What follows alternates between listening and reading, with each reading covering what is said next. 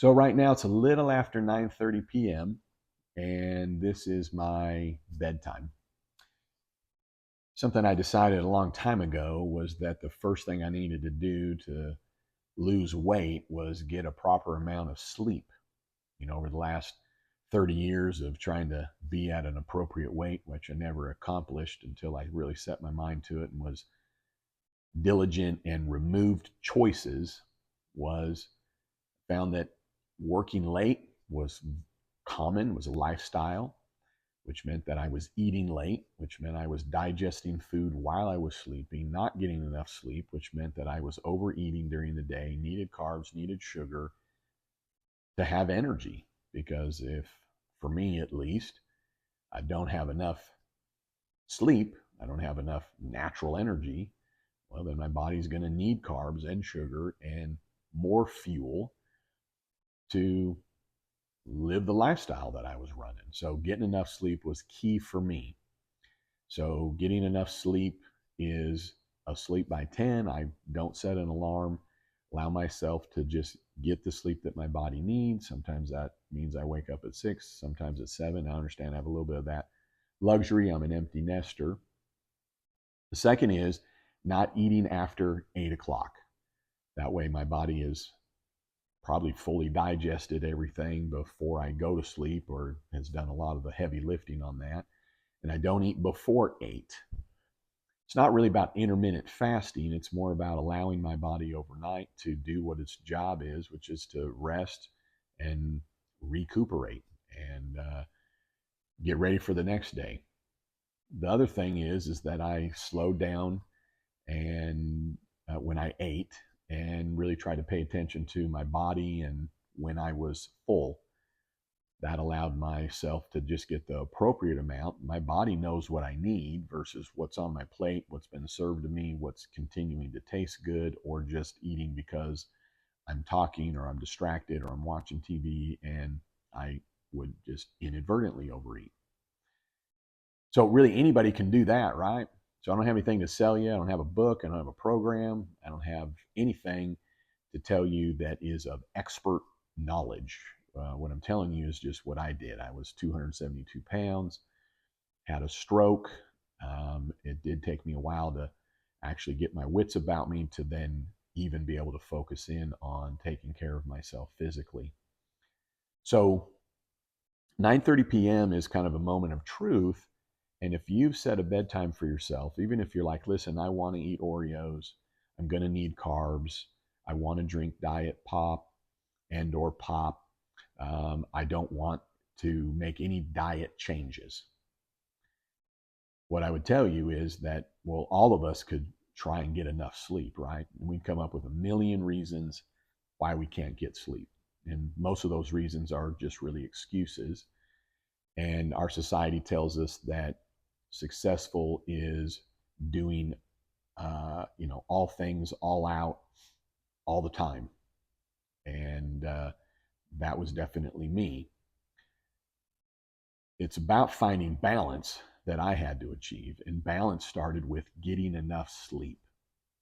And the reason 9:30 p.m. is a moment of truth is what's going on in my life that's now preventing me from getting in bed at 9:30.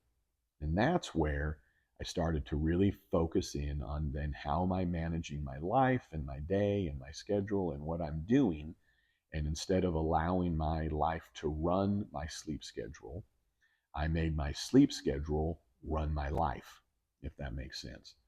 The other thing is right now, I look at this as the beginning of tomorrow. So being 9:30 here in about what 2.5 hours, tomorrow starts, right? Strike a midnight, and I'm into the next day. So when I now think of bedtime and 9:30, I'm thinking, well, how am I starting my day? Well, when I get in bed, I'm not looking at my phone. I'm not looking at my schedule. I'm not trying to figure out all the things that I need to do as soon as I get up. I'm focusing in on going to sleep because I finally created a priority for myself, meaning myself as a priority, with one thing: sleep. Couldn't be more basic of a human need. So I think it's okay to put myself as a priority, at least when it comes to sleep. And if I can't get myself into bed, if I'm finding myself not able to get to sleep at 10, then what is going on during my day that I need to cut out?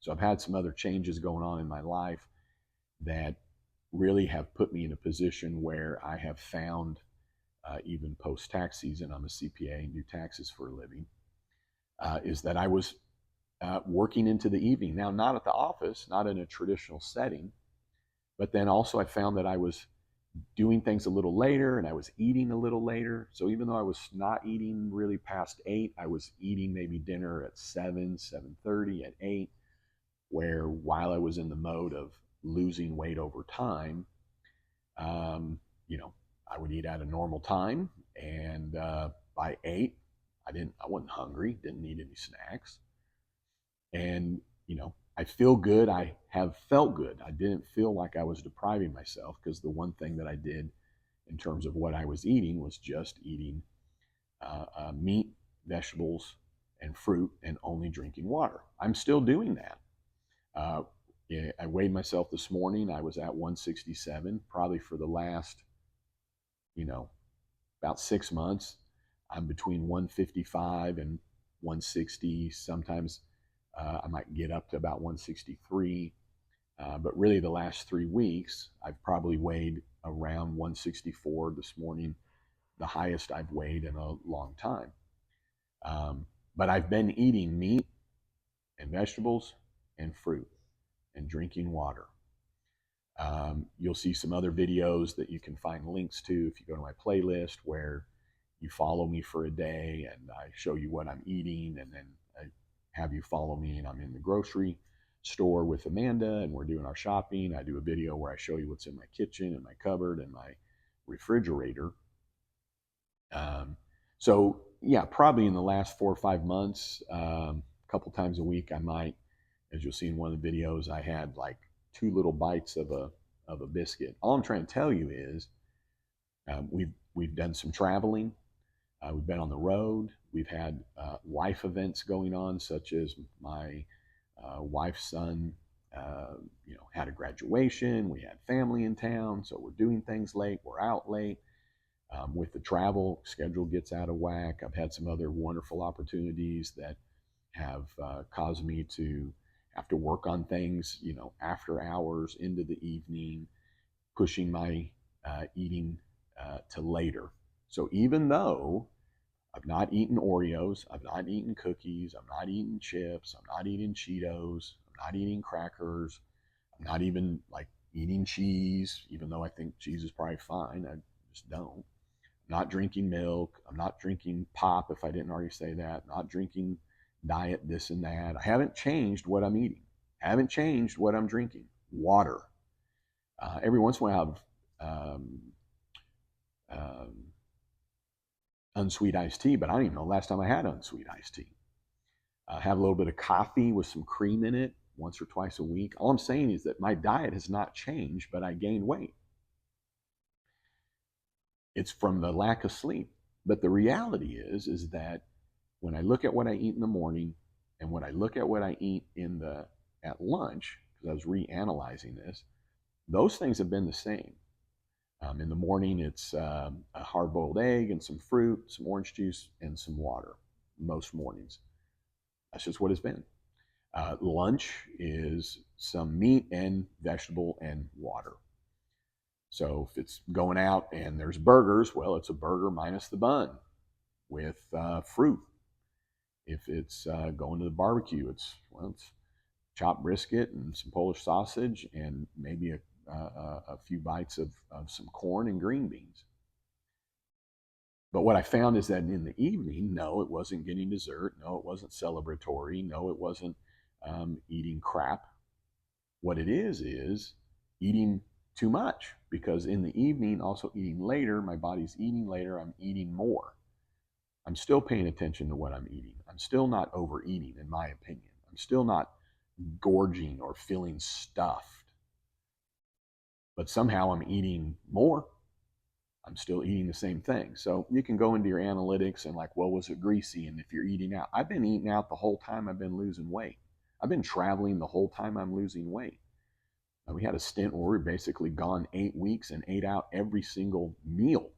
Still was losing weight, getting enough sleep, eating proper. So when I look at my eating, there's no way you can pick it apart. Oh, well, maybe it was salty. Wrong.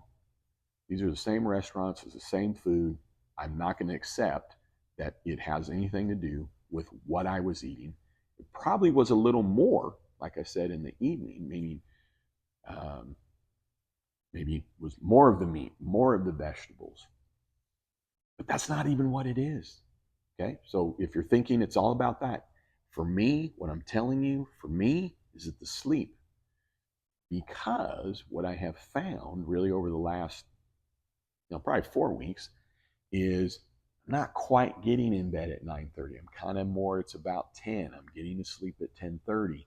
I found myself a number of times, Amanda was even saying, what are you doing? I'm in bed and I'm working on some things.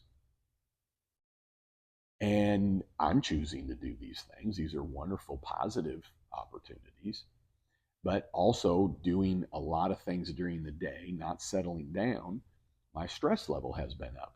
Now, I don't mean stress in a negative way. I'm talking stress as in wonderful things happening, great things happening, going, well, I want to get that done and get this done. I want to get that done. And so you can come up with all your negative judgment reasons to think, well, then you shouldn't have done this and you shouldn't have done that. I'm not going to accept it. What I'm telling you is it's about the sleep, because even during all the time of the weight loss, I was doing more than what I'm even telling you I'm doing now, but I had it in balance. How did I have it in balance? That I was done in early evening. I was eating in early evening. I was settling and enjoying the evening, as in not working on stuff, not doing things, using my brain, and getting to sleep easily on time. I've even found that the more I've been doing, even the nights that I'm in bed on time, asleep on time, well, I'm waking up early. Why? Well, because I got stuff going on and I'm thinking about it, right? So here's the whole point of this in the moment of truth, and here it is at 9:30, and whatever it's however long this video is. I'm thinking, okay, and I did this exercise last week, and I'll tell you what I did, and then we can wrap up. But last week, I'm like talking with my wife Amanda, and I said, with all these new opportunities, I'm doing some of my old habits. And without even really going through what those old habits more being about, I'm allowing more people to be interrupting my schedule. That's the old habits. Old habits of a request comes and I'm getting it done immediately. I'm getting it done based on somebody else's needs and wants and expectations and doing too many things. That's what I mean by old habits, not old habits of eating. I just told you, I'm eating the same. Not sneaking in M&M. I don't eat M&Ms. I don't eat Twinkies. I don't eat cookies. I don't eat carbs. I don't do any of that stuff. Old habits of how I'm approaching my day and doing too much even during the day. So after I had the stroke for 90 days, this was in October of 2021, 90 days I was doing really nothing. And I was sleeping, 12, 13, 14 hours a day. My brain's recuperating. But I got in a habit of really not being able to do what I could do in a normal day. And as I then built a recovery out of that, I had to cut things out of my life. I had to reduce down my practice and reduce down clients and all that kind of stuff out of have to. So one of the things I want you to hear is this all sounds good. Oh, you're doing it, JJ, or maybe you can do these, or you're getting some encouragement or some things you want to compare to of how this, and this, and this. All I'm getting at is this.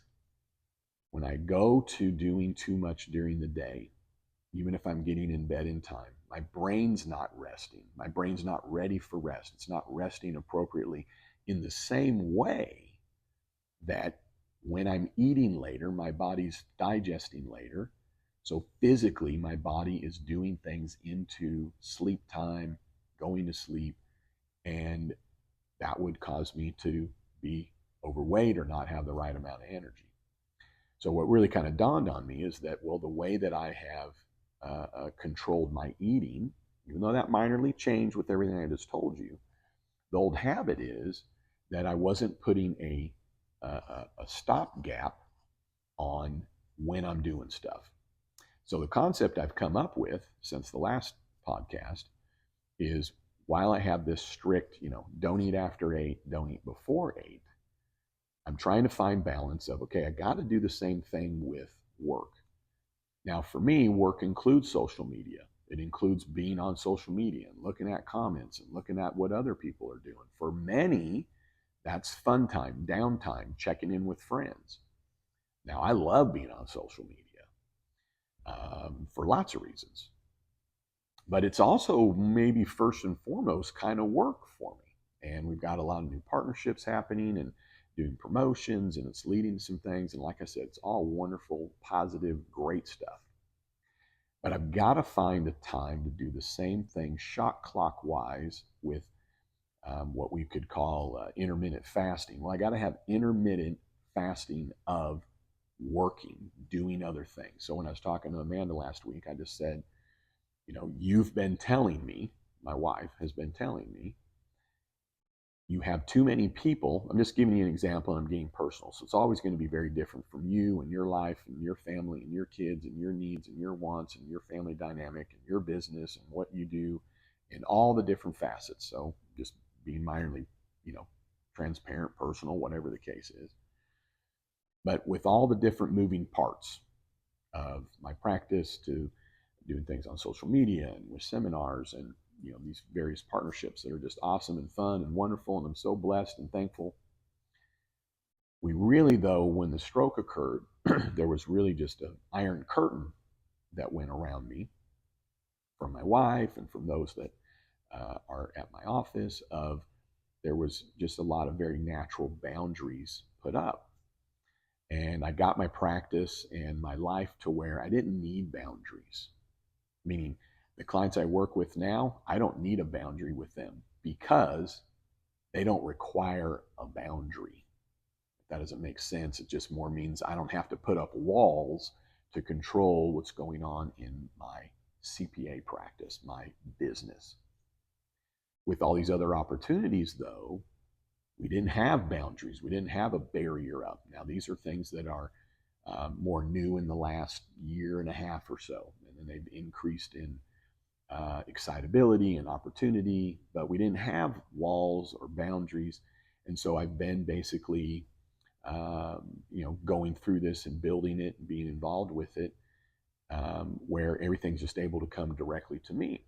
And we've got enough stuff going on that it's like, well, we got to look at this a little differently. And Amanda has always been involved in these aspects of social media, but with these new partnerships, I was really the lead on them. So I'm now interacting with large companies that have great intentions, and they're positive and they're wonderful, and I'm getting excited about them. But I'm now finding myself with no boundaries up, and really the only one that's doing it now, kind of overdoing it or doing too many things during the day. So I had a second mild stroke in March. And so you don't need to worry about judging it and tell me what it is that I need to do differently. I'm on it. Okay. What I'm telling you is that I've had to reevaluate some things since then, and I've done those things. I've hired help, CPA, I've changed management, style in my practice. But these new opportunities, there was really not a change. And as other new opportunities came, it was just done in the same way.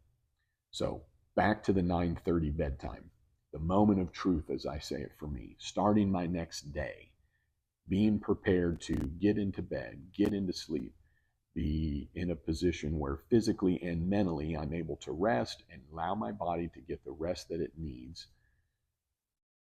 Amanda has helped to step in, and we have rearranged some things just in the last several days on basically building some very easy boundaries and talking with our partners to say, you know what, I think we need to do this channel here and this channel there in terms of channel of how things are coming to me, how things are directed.